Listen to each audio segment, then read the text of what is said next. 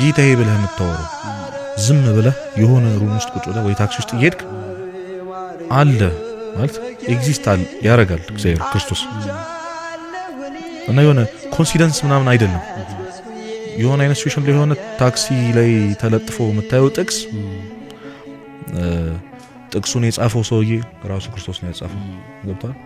እንዲሸጠው በታክሲ ሹፌር በኩል ያሳለፈው አንተ ከ10 ዓመት በኋላ በዛ ታክሲ እንደምትሄድ አውቀው በዚህ ልክ ዲፕ ዳውን ላይፍ ላይ ኢንቮልቭ ያደርጋል ክርስቶስ እና እሱ በጣም ያስገርመኛል። እና አንተን ለማዳን ስላንተ ብሎ ጦርነት ሊነሳ ይችላል አለ። በቃ የሆነ አንተ እንድታይ ግን ኮንሽስ ካልሆንክ አታየው፣ አይነን ካላበራህ አታየው። እና እኔ እግዚአብሔር በየቀኑ አስተማሪ ነው ብዬ አምናለሁ። መማር ግን የኛ ድርሻ።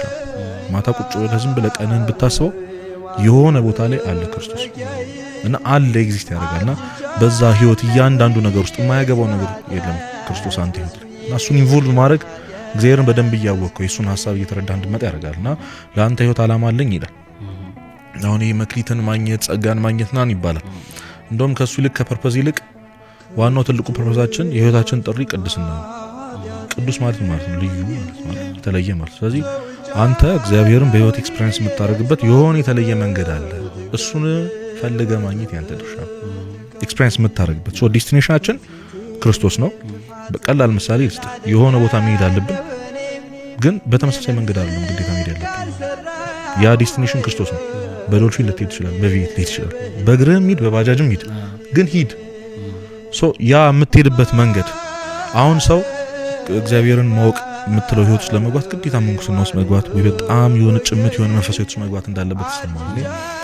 ሰው በጣም መረዳት ያለበት አሁን ባለህበት ሙያ ውስጥ ክርስቶስን ማግኘት ትችላል፣ እንዲኖር እንዲገኝ ማለት ይችላል፣ ሁሉን ለእግዚአብሔር በማድረግ ውስጥ ማለት እና ይሄ በጣም ዲፕ የሆነ ብንሄድ ማያልቅ ነገር ራስን መካድ ይመጣል እዚህ ውስጥ። በቃ ክርስቶስን አንተ ይሄ መቅጃ ነው እና ውስጥ ያለውን አንተነትን ካልደፋው እሱ ሊገባ አይችልም። ይሄን መቀየር አይደለም ያንተ ድርሻ፣ ውስጥ ያለውን ማውጣት።